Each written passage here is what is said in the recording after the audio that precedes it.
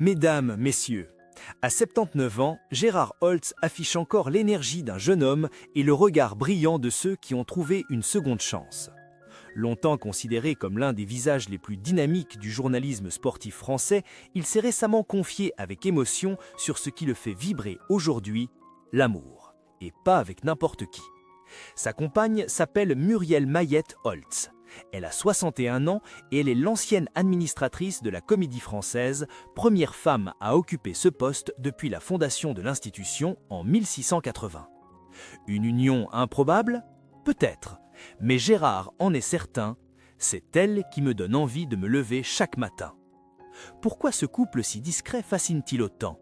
Et surtout, que s'est-il vraiment passé dans le passé de Gérard Holtz pour que cet amour tardif prenne tant d'importance aujourd'hui? Gérard Holtz n'est pas simplement un nom que l'on associe aux grands événements sportifs. Il est, pour plusieurs générations de Français, la voix et le visage du sport à la télévision. Né le 8 décembre 1946 à Paris, d'un père postier et d'une mère couturière, Gérard grandit dans un environnement modeste, frappé dès l'enfance par de graves problèmes de santé. À 8 ans, on lui diagnostique une tuberculose osseuse qui le clouera au lit pendant des mois. Un épisode qui façonnera son caractère, combatif, résilient, déterminé à vivre.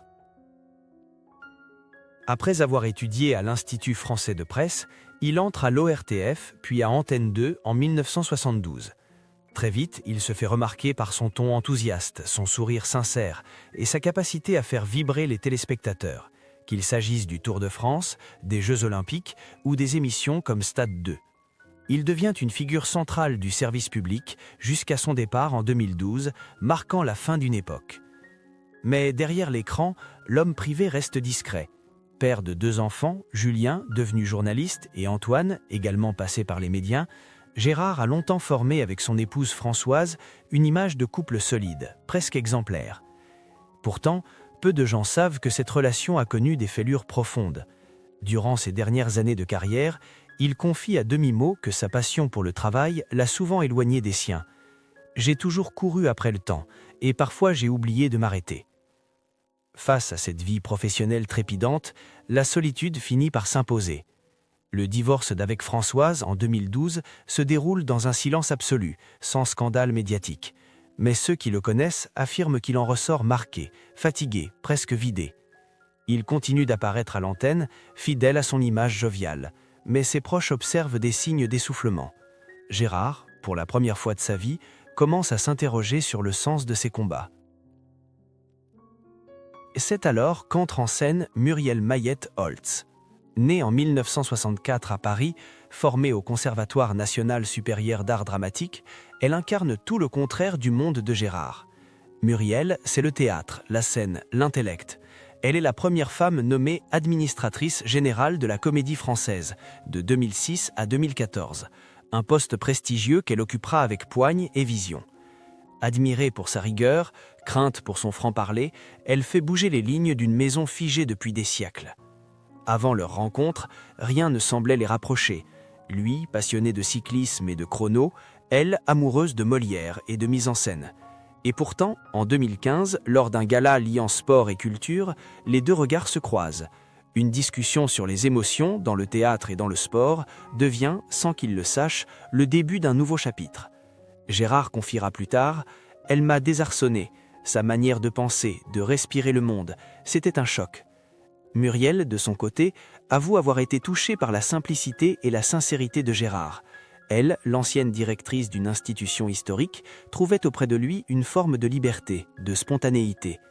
2 mondes qui s'opposaient, mais qui semblaient avoir trouvé leur point de rencontre, le besoin d'aimer à nouveau, sans masque ni protocole. Les téléspectateurs n'ont jamais vu Gérard Holtz faiblir. Toujours debout, toujours souriant, il semblait avoir fait un pacte avec le temps. Mais derrière cette image lisse se cache une blessure plus profonde qu'il ne l'a jamais reconnue publiquement, celle d'un homme usé par ses propres excès et longtemps coupé de ceux qu'il aimait. La rupture avec sa première épouse Françoise n'a jamais fait la une des journaux. Elle s'est jouée en silence, dans l'ombre des plateaux et des directs, alors que le couple s'éloignait lentement mais sûrement. Selon des sources proches de la famille, la tension couvait depuis plusieurs années.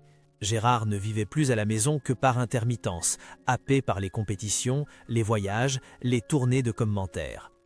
C'est un homme qui a passé sa vie à courir, mais parfois sans savoir vers quoi, dira un de ses anciens collègues de France Télévisions. Ce n'est pas la passion qui s'est éteinte, mais la complicité.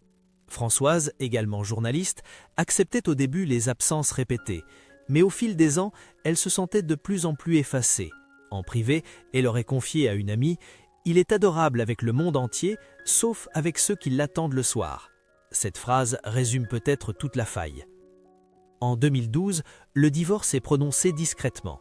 Aucun communiqué, aucun article, aucun scandale. Gérard reste digne, fidèle à son image. Mais ceux qui l'ont approché à cette époque évoquent un homme vidé, perdu, en retrait même de ses enfants. Julien, son fils aîné, s'éloigne. Antoine, plus proche, confiera un jour sur Europe 1 « Mon père a toujours été un mythe, mais parfois j'aurais aimé qu'il soit juste un papa ». C'est dans cette période trouble que Gérard découvre la solitude véritable. Il arrête la présentation de Stade 2, puis réduit progressivement ses apparitions. On dit qu'il voyage beaucoup seul, notamment en Italie, et qu'il lit des textes de théâtre, chose qu'il ne faisait jamais auparavant. Il aurait même envisagé un temps d'écrire une pièce sur le sport et la mémoire. Et c'est là, dans un gala organisé par le ministère de la Culture, autour du thème « L'émotion dans le sport et dans les arts », que son chemin croise celui de Muriel Mayet-Holtz. Elle est venue présenter une performance autour de Racine et l'effort corporel. Lui devait intervenir sur la souffrance des coureurs du Tour de France. 2 univers, 2 langages. Mais lorsque Gérard monte sur scène et parle, non des médailles, mais des larmes des perdants, Muriel est frappée. Elle le dit plus tard à une journaliste du Monde, il parlait avec le souffle de ceux qui ont tout donné. Ce n'était pas une conférence, c'était une confession. Ils échangent des mots, puis des mails, puis des cafés. La rencontre prend une forme étrange, ni conquête, ni flirt classique, mais comme une conversation jamais interrompue. Gérard, pour la première fois, ne cherche pas à séduire, il écoute. Muriel, de son côté, trouve chez cet homme solaire une forme de douceur qu'elle n'avait jamais connue dans les couloirs glacés du théâtre officiel. Les proches restent sceptiques. Certains amis de Muriel, issus du monde de la culture, trouvent ce rapprochement étrange, presque populaire.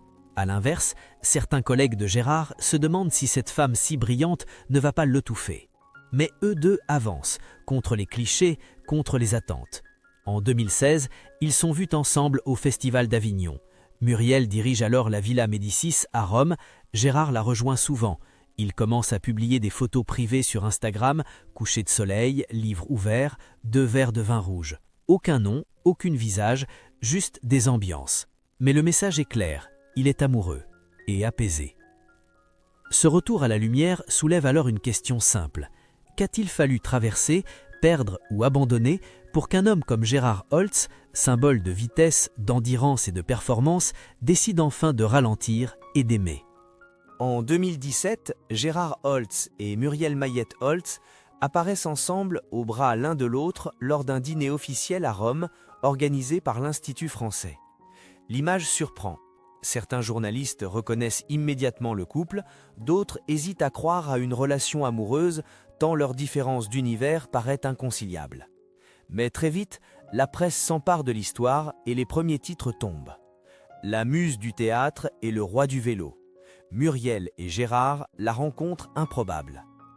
Ce qui aurait pu rester une romance discrète devient un sujet de débat dans les colonnes des hebdomadaires culturels et People. Dans Le Point, un chroniqueur s'étonne. Elle qui prônait l'élitisme absolu, voilà qu'elle s'affiche avec le héros des directs de 13h. D'un autre côté, Gala titre avec tendresse « À 79 ans, Gérard trouve enfin l'amour qui lui ressemble ». Mais derrière ces lignes, les critiques affleurent. Certaines figures du monde théâtral n'acceptent pas ce qu'elles considèrent comme une descente de gamme de Muriel. Une ancienne comédienne de la Comédie Française glisse dans un entretien « Elle dirigeait Molière, Racine, Corneille. Maintenant, elle passe ses étés avec un monsieur qui commente Roland-Garros ?» Ces remarques, bien que peu nombreuses, blessent. Muriel choisit de ne pas répondre. Mais elle s'éloigne peu à peu de certaines sphères parisiennes, privilégiant Rome, puis le sud de la France. Gérard, lui, s'exprime. Invité sur RTL en 2018, Il aborde pour la première fois sa relation, avec une sincérité inattendue. « Je n'ai jamais eu de plan de carrière sentimentale. Je suis tombé amoureux. Et pour la première fois, j'ai eu envie de m'arrêter, de ne plus courir, juste d'être là, avec elle. » Cette déclaration fait le tour des réseaux. Elle émeut, mais aussi divise. Certains fans applaudissent. Enfin un homme qui ose dire qu'il a besoin d'amour. D'autres y voient une forme de revanche sur la discrétion excessive de son divorce. Un journaliste sportif, sous couvert d'anonymat, confie « Il veut montrer qu'il est heureux, mais on sent qu'il parle aussi à son passé. » Pendant ce temps, le couple continue de vivre à sa façon. Ils assistent ensemble à des concerts de musique classique, visitent des expositions, marchent dans les rues de Naples ou d'Arles, sans jamais se cacher, mais sans jamais provoquer. Aucun mariage n'est annoncé, aucune cérémonie officielle. Juste une forme d'accord tacite entre eux. Vivre loin des caméras, après une vie passée à les affronter. Les enfants de Gérard, eux, restent en retrait. Antoine, son fils cadet, est parfois vu à ses côtés lors de manifestations sportives, mais ne s'exprime jamais sur Muriel. Julien, plus distant, poursuit sa propre carrière dans la communication. Selon un proche, ils respectent les choix de leur père, mais ils savent aussi tout ce que leur mère a traversé. En 2021, alors que Gérard est invité d'honneur au Festival de films d'histoire à Pessac, il monte sur scène pour une table ronde sur le corps et la mémoire. À la fin, un étudiant lui demande « Monsieur Holtz, quelle est votre plus belle victoire ?» Il hésite, puis sourit et répond « Apprendre à aimer sans me chronométrer ».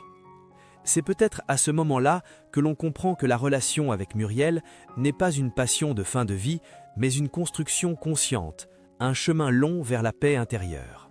C'est au cœur de l'année 2022, dans une petite maison près de Beau-de-Provence, que Gérard Holtz et Muriel Mayet-Holtz décident de ralentir encore davantage.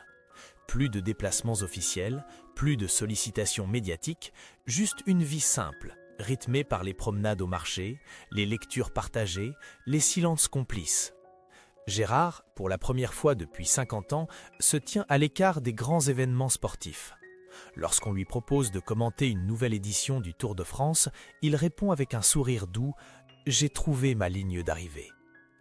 Dans ce quotidien apaisé, quelques instants capturés discrètement racontent tout.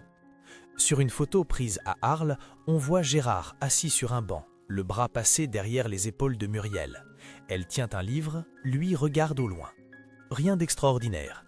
Et pourtant, c'est précisément ce calme, ce naturel, qui bouleverse. Un ami proche racontera plus tard « Je ne l'avais jamais vu aussi détendu, comme s'il avait enfin posé ses valises ». Mais c'est lors d'un événement culturel caritatif que le grand public découvre la tendresse palpable entre eux. Invitée en soutien à une association pour enfants atteints de cancer, Muriel lit un extrait d'Anouilh et Gérard conclut la soirée avec un témoignage personnel sur l'importance de garder l'élan même dans la douleur. À la fin, le silence est total. Il descend de scène, rejoint Muriel, lui prend la main devant tout le monde. Un geste simple. Et pourtant, dans cette salle remplie de regards, ce moment devient inoubliable.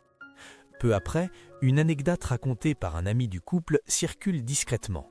À Rome, en visite à la Villa Médicis qu'elle dirigeait autrefois, Muriel aurait murmuré à Gérard devant une ancienne loggia « C'est là que je t'imaginais entrer, le jour où je dirigeais encore tout ça. » Et lui de répondre « Je n'aurais jamais osé, avant toi. » Ce sont ces petits fragments, ces confidences glissées au fil du temps qui dessinent un amour vrai. Pas celui des projecteurs, mais celui de deux êtres cabossés qui n'attendaient plus rien et ont pourtant tout trouvé. En octobre 2023, Muriel partage une photo rare. Un petit bout de terrasse, 2 tasses de café, un journal plié et un vélo couché contre le mur. En légende, seulement ces mots « Notre matinée préférée ». Et sous cette banalité apparente, un monde d'émotions. Aucun besoin de déclarations flamboyantes. Gérard, qui avait passé sa vie à courir après les événements, semble avoir compris que les véritables instants décisifs sont ceux qu'on ne filme jamais. Un soir, devant un feu de cheminée, il aurait confié à un proche « J'ai passé 40 ans à raconter les exploits des autres. Maintenant, je vis le mien. Il est silencieux, mais il est à moi. » À 79 ans, Gérard Holtz n'a plus rien à prouver. ni aux caméras, ni au public, ni à lui-même.